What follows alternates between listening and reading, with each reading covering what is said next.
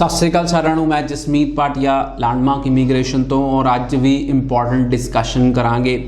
Atlantic province की गल चली है और बहुत सारे स्टूडेंट्स ने कहा कि सर अटलांटिक प्रोविंस जोड़े इंस्टीट्यूट्स है यूनीवर्सिटीज़ है उन्होंने बारे डिस्कस किया जाए। सो अज भी मैं एक नवी यूनीवर्सिटी बारे डिस्कशन करांगा, that is University of Prince Edward Island. So University of Prince Edward Island बारे अज दे इस इन्फॉर्मेशन सैशन च डिस्कशन करांगे, क्योंकि university of Prince Edward island की जी लोकेशन है वो बड़ी अट्रैक्टिव हैगी है। शार्लट टाउन उन्होंने कहा जाता है, जिहदी आबादी सिर्फ 36,000 हैगी है। 36,000 is the population of Charlotte town. It's an important place. Harbour 3 reverse का जॉइंट होंदा जिथे हारबर कहा जाता है शार्लट टाउन दे नूं। And it's a beautiful city. If you will visit you will really enjoy it's living in this city, because traffic घट है। जो तुसी जॉब ते जाना होएगा it will be a short time to your job, short time to your studies also, and घर तक भी तुहानूं घट समा लगेगा।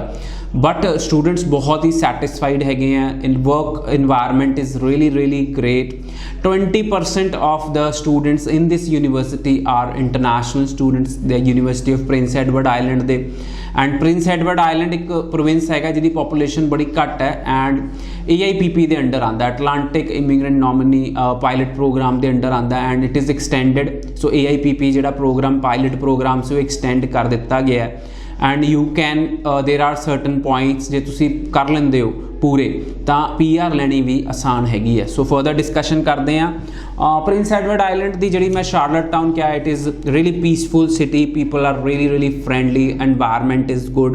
It is very quiet and very good for students and it is one of the safest place in Canada. Faculty is really supportive and professors are always helping the students. Class size is really small, so पढ़न दा तुहानू मज़ा आएगा। It's like 1:20 the ratio च है and it's a small size university. सो जो university के web page ते जाके तुसी कुछ सर्च करना चाहते हो तो upei.ca करके यूनीवर्सिटी का वैब पेज है, उत्ते जाके तुसी यूनीवर्सिटी बारे इंफॉर्मेशन लै सकते हो। Nearest airport is Charlotte Town Airport, which is the airport in the city, and 2,80,000 passenger सालाना Charlotte Town ट्रैवल करते हैं। यूनीवर्सिटी जी एस्टैबलिश हुई see that was 1969 which establish हुई सी। टोटल स्टूडेंट्स 5,000 के करीब यूनीवर्सिटी पढ़ रहे हैं एंड जो प्रेजिडेंट हैं यूनीवर्सिटी के दैट इज़ डॉक्टर आला। एंड दोनों ही प्रोग्राम्स ऑफर होंगे हैं bachelors and masters. So but मैं सारे स्टूडेंट्स को एडवाइस करांगा कि बैचलर्स च तुसी अप्लाई करो। Fees is really affordable. It is between $14,000 to $16,000। So faculties च डिवाइड की गई 8 मेजर फैकल्टीज़ है जिसे एडमिशन लै सकते हो। Arts, business, science, education, nursing, veterinary medicine, sustainable design, engineering जड़ियाँ तुसी इन्हां फील्ड विच यूनीवर्सिटी च पढ़न जा सकते हो। एप्लीकेशन फीस इज़ $50 ओनली जे तुसी अप्लाई करना चाहते हो University of Prince Edward Island च। Turn around time will be close to 3 weeks to 4 weeks जे तुहाडे सारे प्रॉपरली डॉक्यूमेंट्स तुसी सबमिट कर देंदे हो। वैसे तो इंग्लिश की requirement 6.5 no band less than 6 है, बट तुसी ओवरऑल 6 बैंड के नाल भी अप्लाई कर सकते हो। बड़ा ही ईजी हैगा। PTE 58 के नाल भी अप्लाई कर सकते हो। बट जे स्टूडेंट्स तुसी नर्सिंग, रेडियोग्राफी, वैटनरी मेडिसन या एजुकेशन विच इन्हां स्ट्रीम विच पढ़ाई करना चाहते हो तो ओवरऑल 7 बैंड्स की रिक्वायरमेंट है। बट जब तुहाडे बैंड पूरे नहीं हो रहे तो जो तुसी यूनीवर्सिटी पहुँचोगे तो तुहाडा एक इंग्लिश का टेस्ट लिया जाएगा एंड जे तुसी वो टेस्ट क्लीयर कर लेंदे हो then there will be no ESL। So no supporting English course will be तुहानूं पढ़ना पएगा। सो विदाउट ESL तुसी पढ़ सकते हो। सो ओवरऑल 6 बैंड वाले स्टूडेंट भी इस यूनीवर्सिटी च एडमिशन लै सकते हैं विद ESL। बट जो तुसी यूनीवर्सिटी पहुँचोगे एक इंग्लिश का प्रैप टेस्ट होंदा जो तुसी क्लीयर कर लेंदे हो then there will be no ESL and you can start your studies.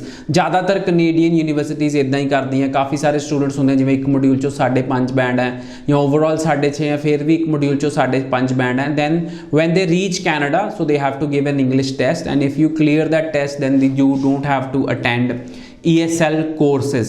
ਸੋ ਇਹ ਯੂਨੀਵਰਸਿਟੀ ਦੀ ਯੂਨੀਕਨੈਸ ਹੈਗੀ ਹੈ। ਆਈ ਜਸਟ ਟੋਲਡ ਯੂ ਕਿ ਅਫੋਰਡੇਬਲ ਯੂਨੀਵਰਸਿਟੀ ਹੈਗੀ ਹੈ। ਐਕੈਡੈਮਿਕ ਰਿਕੁਆਇਰਮੈਂਟ ਇਜ਼ 70%, 70% ਨਾਲ ਤੁਸੀਂ ਅਪਲਾਈ ਕਰੋਗੇ। Students with lower percentage can also apply but preferably 70%। So 2 types of scholarships are there, entrance scholarship and current student scholarship, so you can apply for scholarship also।